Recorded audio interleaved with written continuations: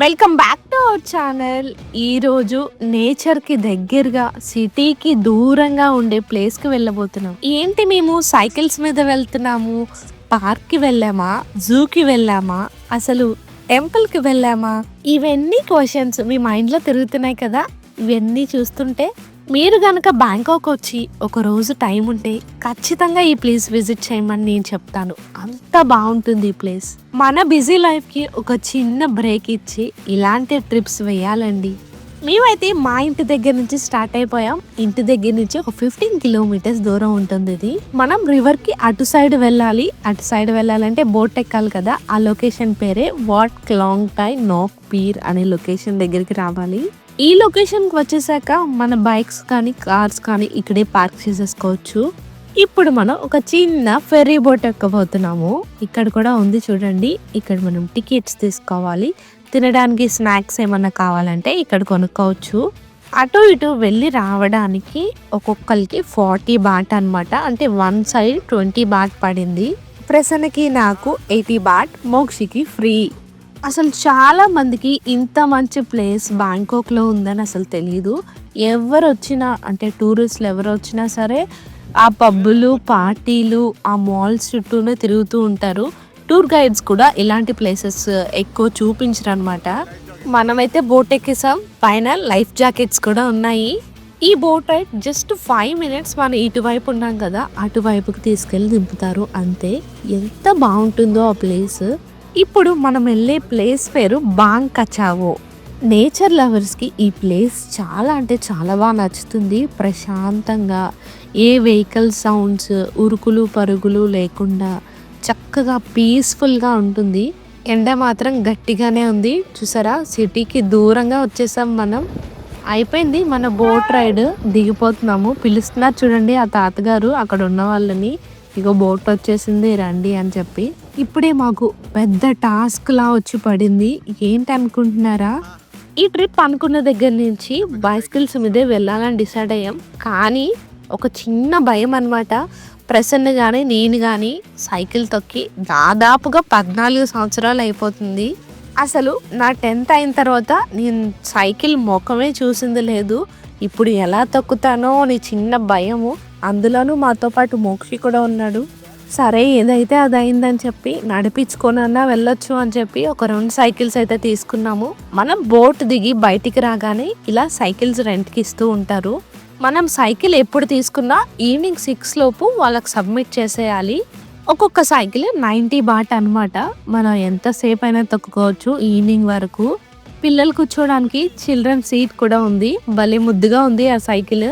ఒక సైకిల్ ఏమో నార్మల్ది తీసుకున్నాం, ఇంకోటేమో చైల్డ్ సీట్ది తీసుకున్నాము. ఏదైనా 90 బాటే మనకి. సైకిల్ తొక్కి అన్ని సంవత్సరాలైనా ఇద్దరం బాగానే తొక్కేస్తున్నాము. కొంచెం కాన్ఫిడెన్స్ వచ్చింది నేను తొక్కేయగలనని చెప్పి. బరాబరా తొక్కేస్తున్నాను. చిన్నప్పుడు సన్నగా ఉండేదాన్ని, ఎంత స్పీడ్గా తొక్కేసేదాన్నో.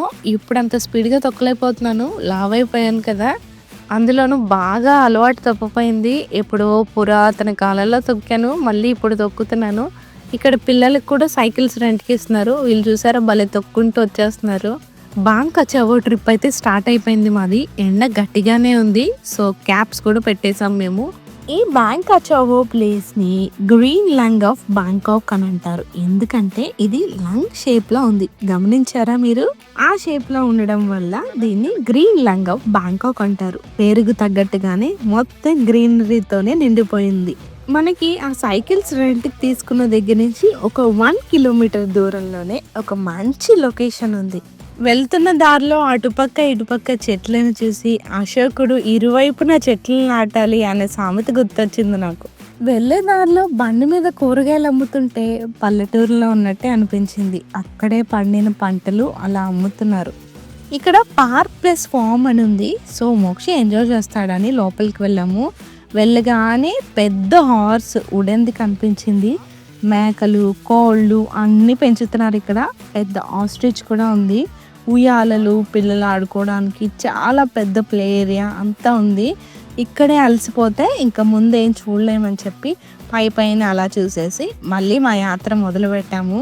బాంకా కచాహో వచ్చిన వాళ్ళు ఖచ్చితంగా ఈ పార్క్‌లోకి అయితే ఫస్ట్ విజిట్ చేస్తారు. ఆ పార్క్ ఎదురుగుండానే మనకి బైసికిల్స్ కూడా రెంట్‌కి ఇస్తూ ఉంటారు. ఇదొక పార్క్ ప్లస్ బొటానిక్ గార్డెన్ అన్నమాట. ఎంట్రన్స్ ఇది. ఈ ఎంట్రన్స్‌లోకి మనం తొక్కుకుంటూ వెళ్ళేలోపు ఆయాస పడిపోతాం. అంత ఎత్తునుంది అది కొండలాగా. పార్క్ లోపలికి ఎంటర్ అవ్వగానే కోయిల అరుపులతో ఎంటర్ అయ్యాము. ఎంత ప్రశాంతంగా అనిపించిందో మైండ్‌కి. ఎన్ని రోజులైందో కోయిల సౌండ్స్ విని నేను. మనం ఓపికగా తిరగాలే కానీ మొత్తం పార్క్ అంతా చుట్టేయచ్చు. మనం ఎక్కడైనా ఆగితే ఖచ్చితంగా సైకిల్స్‌కి కీస్ వేయాలి. లేకపోతే ఉంటుందో లేదో కూడా తెలీదనమాట. 2 సైకిల్స్‌కి 2 కీస్ ఏసేసి అలా బ్రిడ్జ్ మీద నడుచుకుంటూ వెళ్తున్నాము. ఎంత బావుందో లొకేషన్ అయితేను. ఈ పార్క్‌లో చాలా రకాల చెట్లున్నాయి. ఎన్నో రకాల బర్డ్స్ సౌండ్స్ అసలు ఎన్ని సౌండ్స్ అసలు చాలా డిఫరెంట్ సౌండ్స్ వినిపించాయి మాకు. చాలా రకాల ఫ్రూట్స్ కూడా చూసాము. ఇది ఏ ఫ్రూటో తెలిస్తే నాకు కామెంట్ చేయండి. మోక్షికి ఎక్కడికి వెళ్ళినా ఫ్రెండ్స్ మాత్రం అయిపోతారు. చూడండి బాయ్ చెప్పేస్తున్నారు వాళ్ళ ఫ్రెండ్స్ వాడికి. ఇది చూడండి యమధర్మరాజు చేతిలో గదలాగా ఎంత పెద్దగా ఉందో. మేము ఇంకా అక్కడ ఫొటోస్ తీసుకొని మంచి లొకేషన్ అని చెప్పి మళ్ళీ స్టార్ట్ చేసేసాం సైక్లింగ్. మీరు చిన్నప్పుడు స్కూల్కి ఎలా వెళ్ళేవారు? సైకిల్, బస్, ఆటో, ఎలా రిక్షా? నేనైతే సైకిల్ మీద వెళ్ళేదాన్ని. మా స్కూల్ 1 కిలోమీటర్ దూరంలో ఉండేది ఇంటి దగ్గర నుంచి. ఇంకా చక్కగా సైకిల్ మీద వెళ్ళొచ్చేసేవాళ్ళం. ఈ పార్క్ లోపలికి మోటార్ సైకిల్స్ ఏమీ ఎలో లేదు. ఓన్లీ బైసైకిల్ లేకపోతే నడుచుకుంటూ వెళ్ళడమే. బాగుంది కదా ఈ రూల్ ఏదో.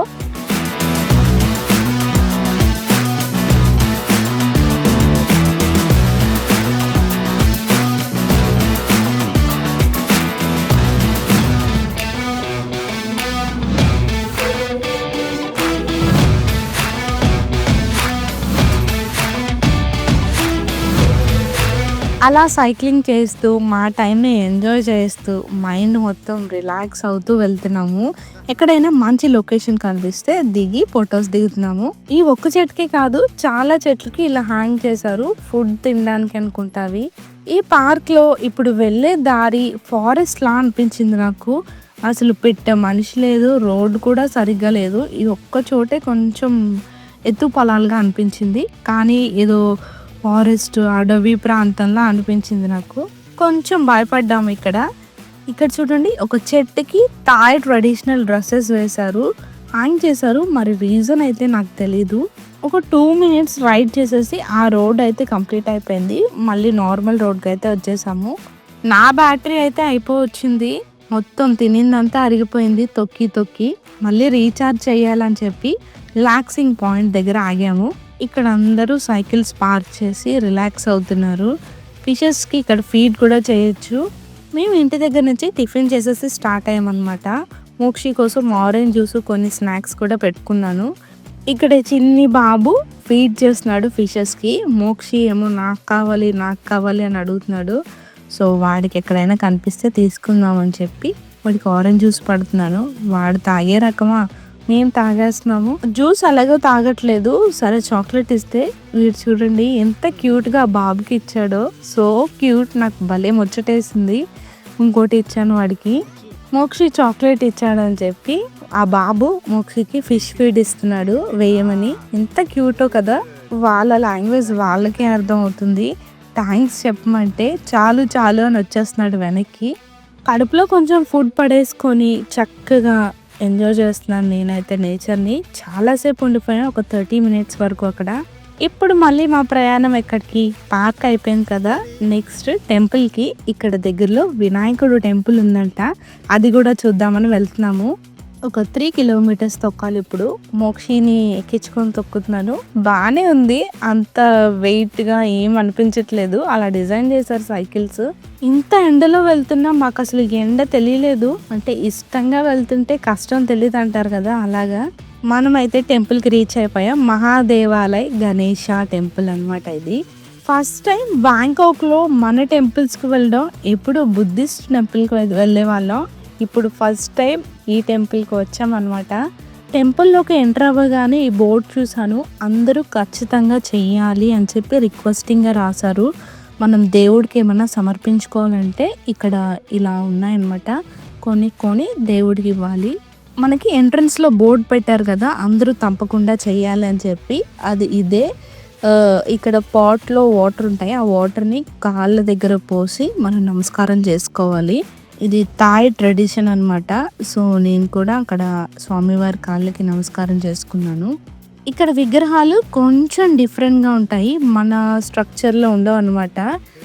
టెంపుల్‌కి వస్తే మన బాధలు, టెన్షన్స్ అన్నీ పోతాయి అని నేను నమ్ముతాను. మొత్తం మర్చిపోతాను నేనైతే టెంపుల్‌కి వెళ్ళినప్పుడు. ఇక్కడ చూడొచ్చు వినాయకుడితో పాటు శివలింగం గూడా ఉంది. అలా చూసుకుంటూ వెళ్తున్నాము. ఫస్ట్ టైం కదా టెంపుల్‌లోకి రావడం. అసలు మనం ఏం చేయాలి? ఎలా ఉంటుందో కూడా నాకు తెలీదు. సో, ఎవరైనా చేస్తుంటే వాళ్ళని ఫాలో అవుతున్నాం మేము. ఇక్కడ మనం తీసుకున్న వాటికి లైటింగ్ చేస్తున్నారు. సాంబ్రాణి ప్లస్ దీపం ఉంది. వాటిలతో లైటింగ్ చేసి అక్కడ పెడుతున్నారనమాట. చాలా మంది ఉన్నారండి జనాలు. అసలు ఉండరేమో అనుకున్నాను కానీ ఎక్కువ మంది ఉన్నారు. వినాయకుడు చూసారా ఎంత పెద్దగా ఉందో స్టాట్యూ. ఈ విగ్రహాన్ని చూడగానే నాకు ఎంత సంతోషం వేసేసిందో మాటల్లో చెప్పలేను. అంత బాగా అనిపించింది. మన సైడ్ పంతులు అంటే ఓన్లీ జెంట్స్ ఉంటారు. ఇక్కడ థాయిలాండ్‌లో లేడీస్ కూడా అర్చన అవన్నీ చేస్తున్నారు అనమాట పూజ. ఆరెంజ్ కలర్ షాల్ కప్పుకున్నారు కదా! ఆవిడ పంతులు అనమాట. ఈ టెంపుల్‌లో మనం థాయ్ కల్చర్‌ని చూడొచ్చు. మన ఇండియన్ కల్చర్‌ని కూడా చూడొచ్చు. అంటే కొంచెం కొంచెం అర్థం అవుతుంది నాకు. పూర్తిగా అర్థం కావట్లేదు కానీ వాళ్ళ భాష అది. వాళ్ళు ఎక్స్‌ప్లెయిన్ చేసే విధానం అంతా కొంచెం మన ఇండియన్ కల్చర్ లాగే అనిపించింది నాకు. ఇక్కడ మనకి గణపయ్య విగ్రహంతో పాటు శివుడు, పార్వతి విగ్రహాలు కూడా కనిపిస్తున్నాయి. సో, అక్కడికి కూడా వెళ్ళి మేము దర్శనం చేసుకున్నాం. శివుడి ఎదుర నంది కూడా ఉన్నారు. చెప్పాను కదా మన స్టైల్‌లో ఉండదు ఇక్కడ. మొత్తం విగ్రహాలు అంతా కొంచెం చేంజ్ ఉంటుంది. అక్కడ ఫేసెస్ కానీ, కూర్చునే పద్ధతి కానీ మొత్తం డిఫరెంట్‌గా ఉంటుంది. ఇక్కడ బయట మెన్షన్ చేస్తారు. చెప్పులు విడవాలి అంటే అక్కడ విడిచేసి లోపలికి వెళ్ళాలి మనం. అమ్మవారిని చూడంగానే ఒక్కసారిగా గూస్ బంప్స్ వచ్చాయి. చూడండి ఎంత ఉగ్ర రూపంతో ఉన్నారో అమ్మవారు. దర్శనాలు అయితే చక్కగా జరిగాయి. అమ్మవారికి ఇక్కడ ఇవ్వాల్సినవి బొట్టు, గాజులు, అలాగే నెక్లెస్ అవన్నీ ఉన్నాయి ఇక్కడ. అవన్నీ కొని అక్కడ సమర్పించుకోవచ్చు మనం. ఇప్పుడు మన ఇండియన్ కల్చర్ చూసాం కదా! ఇప్పుడు థాయ్ కల్చర్ అనమాట. ఇవి మొత్తం థాయ్ దేవుళ్ళు అంతా.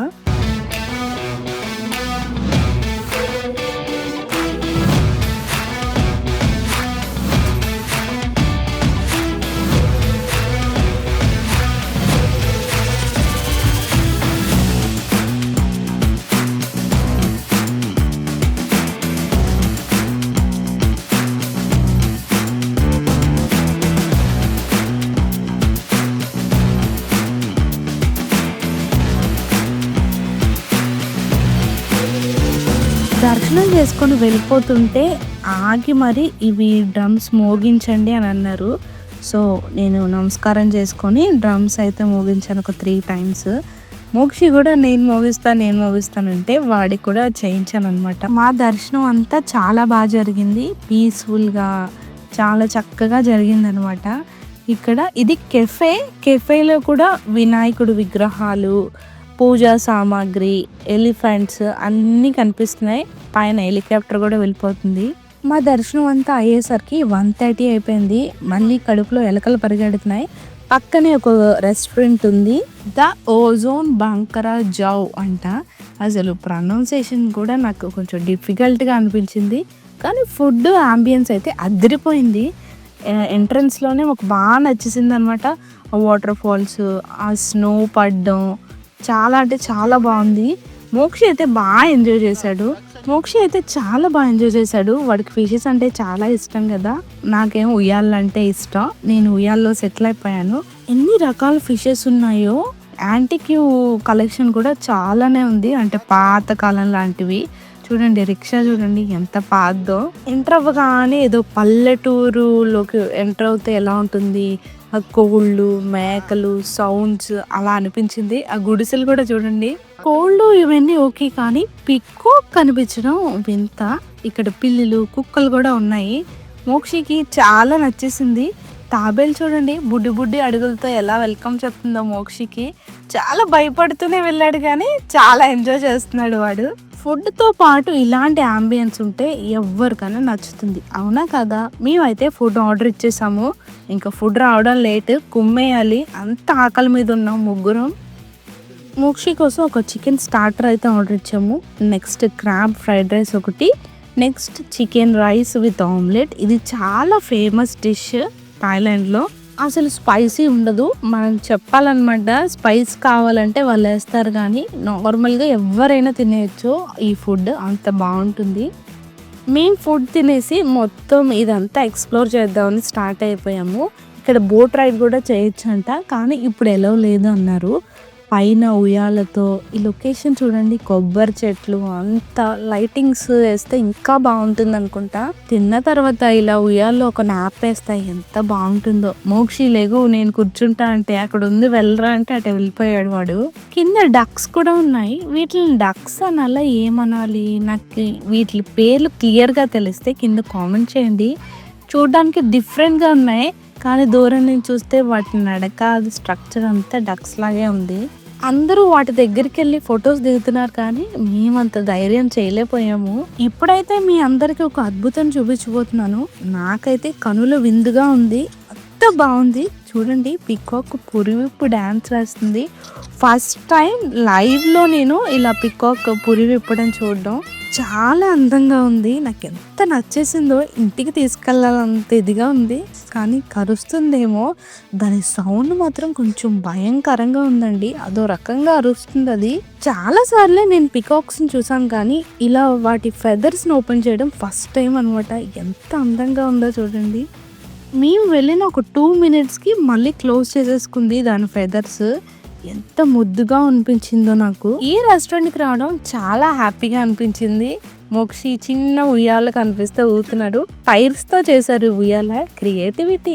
చాలాసేపు ఎంజాయ్ చేసాం ఈ రెస్టారెంట్లో. ఒక 2 hours టైం స్పెండ్ చేసాం. ఇక్కడ షింక్ కూడా చూడండి ఎంత డిఫరెంట్గా ఉందో.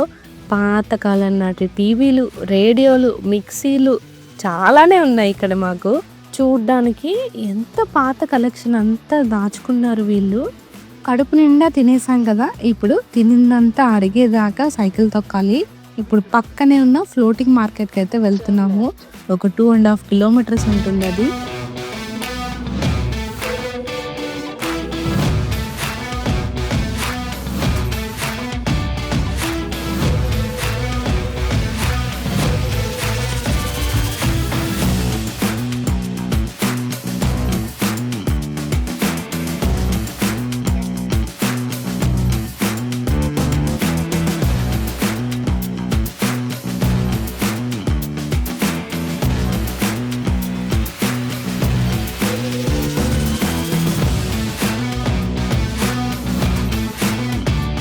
అలా మాట్లాడుకుంటూ తొక్కుంటూ ఫ్లోటింగ్ మార్కెట్కి కూడా వచ్చేసాము.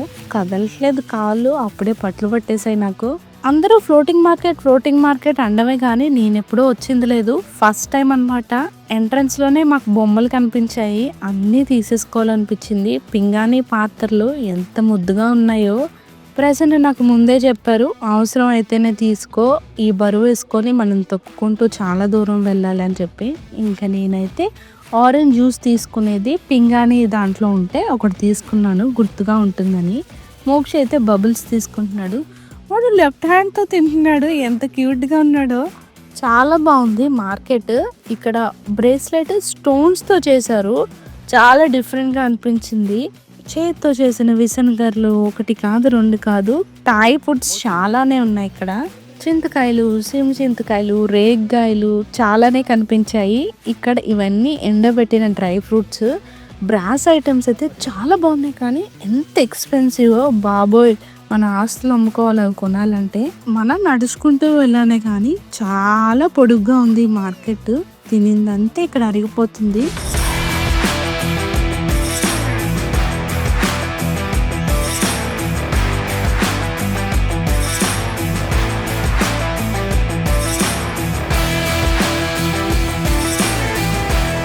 ఫ్లోటింగ్ మార్కెట్ అంటే ఇలా పడవలో ఎక్కించుకొని మొత్తం మార్కెట్ అంతా తిప్పుతారు అనమాట. మనకి ఎక్కడైనా షాప్ దగ్గర ఆగాలనిపిస్తే మనం అక్కడ ఆగి కొనుక్కోవచ్చు. ఎండ దంచి కొడుతుందని చెప్పి ఒక కోకోనట్ ఐస్ క్రీమ్ అయితే ఆర్డర్ ఇచ్చాము. కాళ్ళు పట్లు పట్టేసాయండి. ఎంతలా నొప్పి వస్తున్నాయో నాకు. స్టార్ట్ అయిపోయింది అప్పుడే. ఫీవర్ సింటమ్స్ అన్నీ కనిపించేస్తున్నాయి.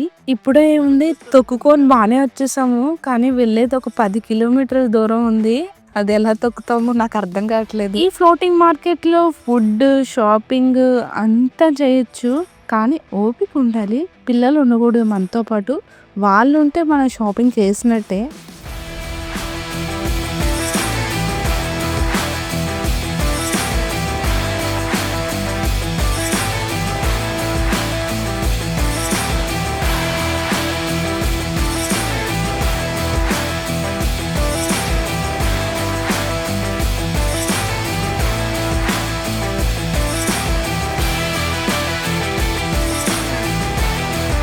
ఇక్కడ దాకా వచ్చి ఏం తీసుకోకుండా వెళ్తే ఏం బాగుంటుంది అని అడిగితే, సరే తీసుకో నీకు ఏం కావాలో అన్నారు ప్రసన్న.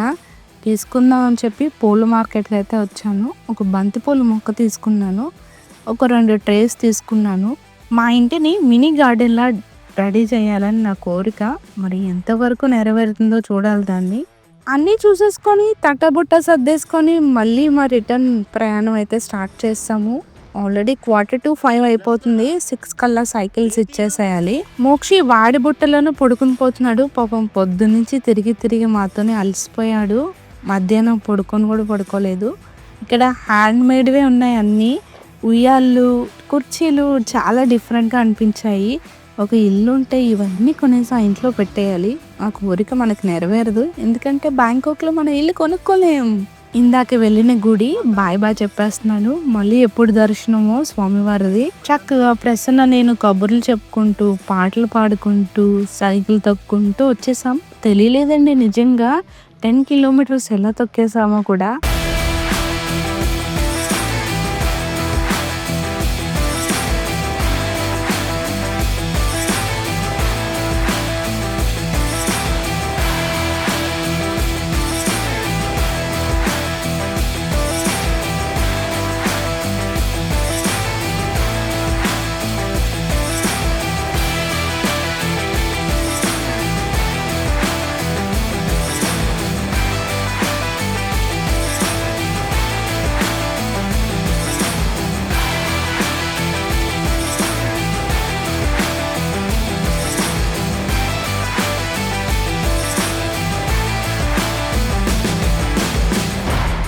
మళ్ళీ స్టార్టింగ్ పాయింట్కి అయితే రీచ్ అయిపోయాం. ఈ ట్రిప్ మాకైతే చాలా మెమరబుల్గా గడిచింది.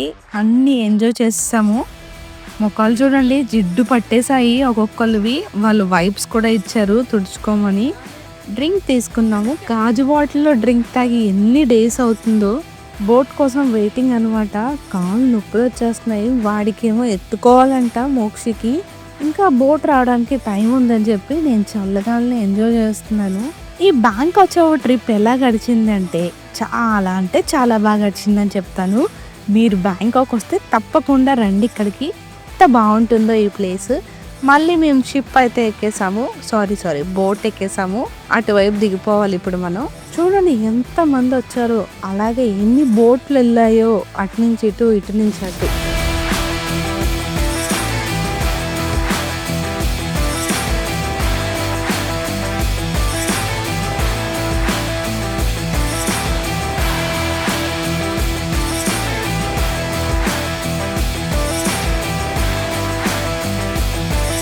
వెళ్ళేటప్పుడు క్లాంగ్టాయ్ వెళ్ళాము. ఇక్కడ ఒక యూట్యూబర్ని కూడా కలిసాము. వీళ్ళ పేర్లు ఏంటో తెలిస్తే కింద కామెంట్ చేసి చెప్పండి. వీడియో లాస్ట్ వరకు చూసినందుకు చాలా thanks. Thank you for watching. Please like, share and subscribe.